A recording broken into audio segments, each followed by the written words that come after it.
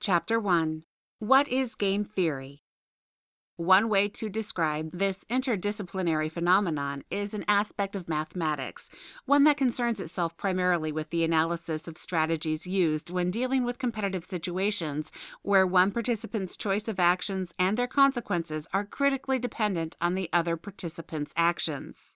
That is a mouthful, given, so here is a more palatable explanation.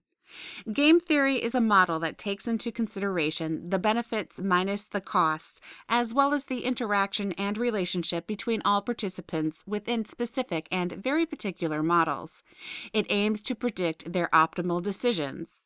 A popular example of game theory is given in the popular Prisoner's Dilemma, which gives you a solid grasp of what game theory actually is.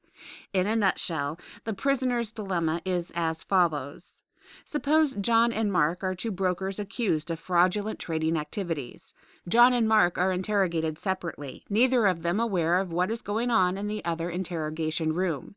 They have a variety of sentences before them, and each one of them wants to receive the minimum possible sentence, one that will result in the least amount of jail time. This is the dilemma, and the sentences on offer are as follows.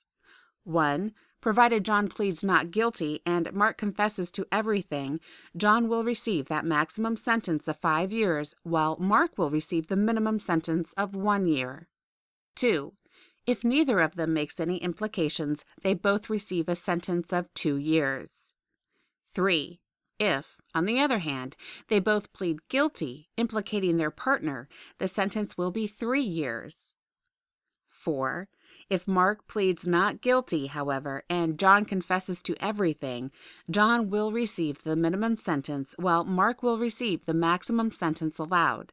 The resultant sentence of 1 year for a guilty plea is obviously the most attractive, but it depends on the other person pleading not guilty.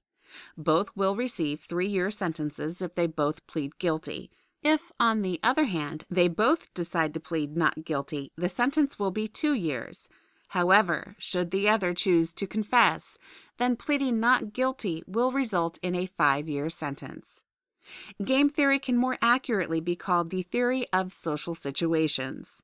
This theory is relevant to games like poker and bridge, but research in game theory has focused on how people interact.